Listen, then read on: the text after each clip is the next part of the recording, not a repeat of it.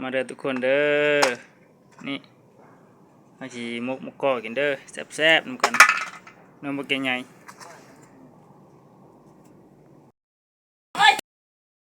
นี่อันนี้เฮากำลังคั่วทุกคนมาคั่วมกกอมาเด้อกินกันเด้อไปคั่วมาเด้อทุกคนเด้อกินมกกอเด้ออันมอนนี่กินมกกอทุกคนเด้อเป็นจังได๋มอนเด้อกินมะกอกนำกันนะทุกคนนะแซ่บบ่แซ่บอะมันดีก่อนกินมาตุแข้งบ่มากินเว้ยนั้นทุกเอาทุบตัวมาเด้อทุกคนเด้อมกกอเด้มกกอต้มเด้เฮาคั่วเอาเด้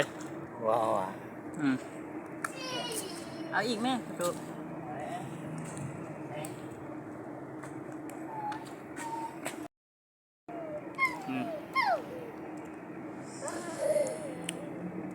นะบินละ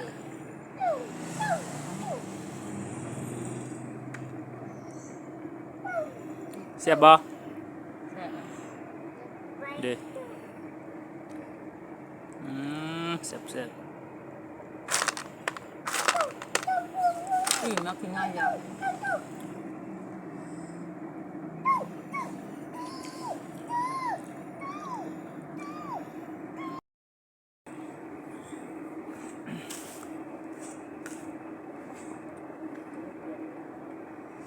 มาเด้อทุกคนเด้อกินมกกอเด้อ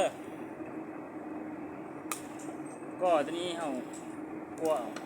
อันนี้ต้มอันนี้คั่วบ่ได้กินหลายปีละโอ้ได้แม่น10ปลายปีลูกจักหาได้กินปีนี้ได้กินกันเด้อจ้ะขอข้าวนึงหลาย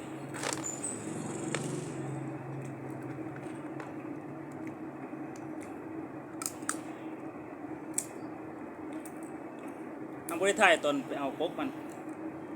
ถ่ายจนมันต้มกินเลยเสียบเลย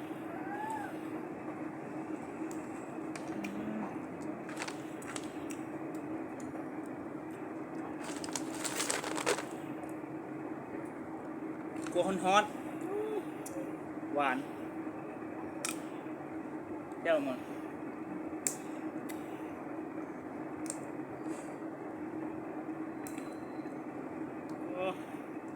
เปลี่ยนเลยแก้มบักไง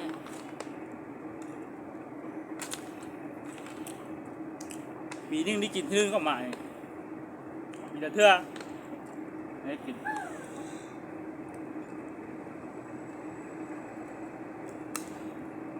หายากจะได้กินโอ้ยแซ่บ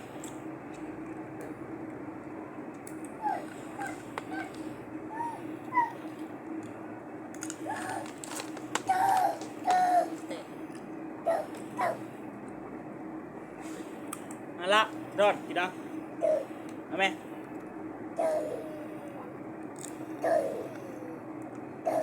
ดูสิกว่างจะได้ยังไงนิดน้อยอันนั้นมะกอกแดงก็โอ้ก็กีบไม่หลายก่อนก็โอ้ก็กีบก็โอ้หน่อยง่ายสำหรับกีบเฮ้ยมะกอกคือมะกอกโก้มันเป็นหน่วยไผ่หน่วยมันนะเบาๆหนึ่งไงแล้วก็กีบกันเนาะทุกเบาหนึ่งครับ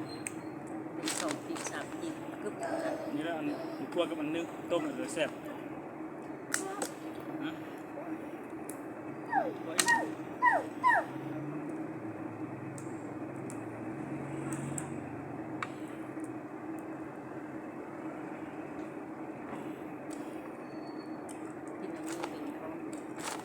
เบ่งต้มทุกเนี่ย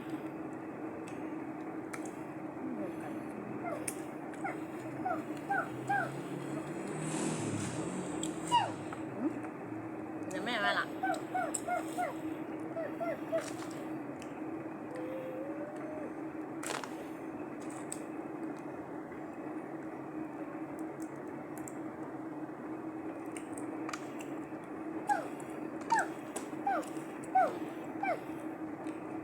เวลาไปเถอะ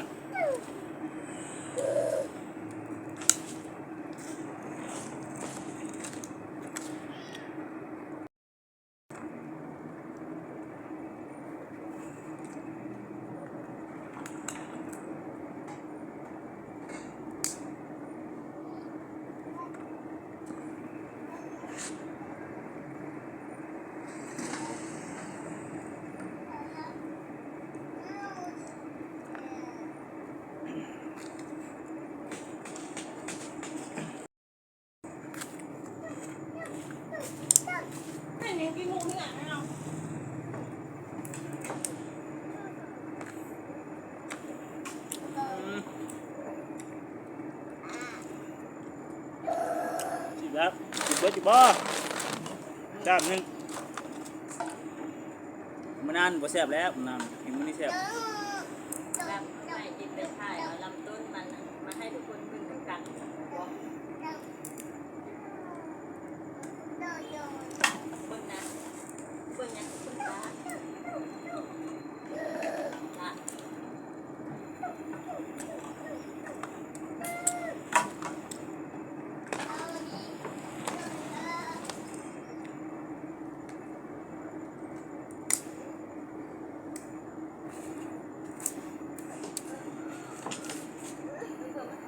ไปใส่ติ๊กเนี่ยวะเนี่ยวะบอลนี่ละ เอามากินแม่งอน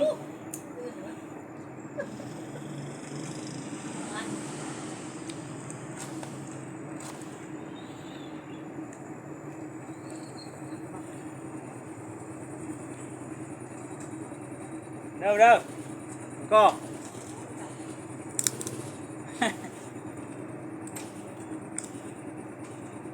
รักแซ่บ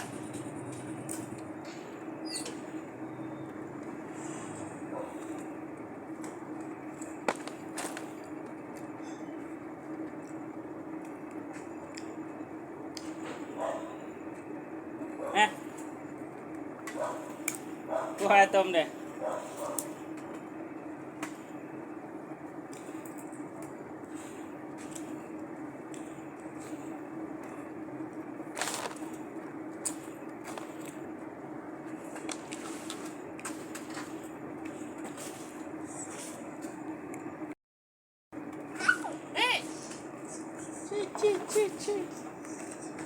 ไปหัวไปเข้า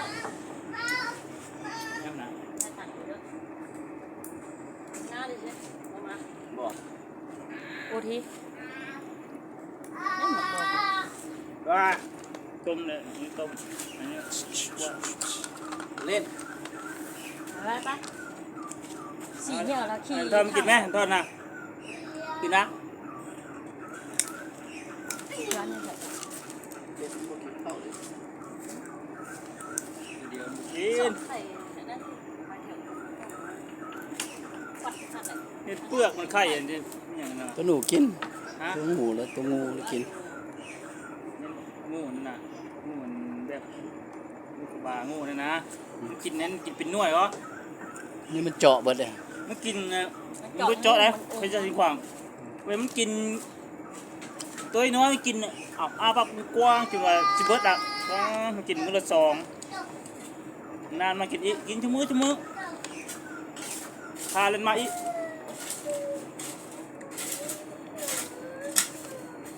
ตัวนี้ต้มเบิด ต้มนี่ต้มแล้วก็คั่ว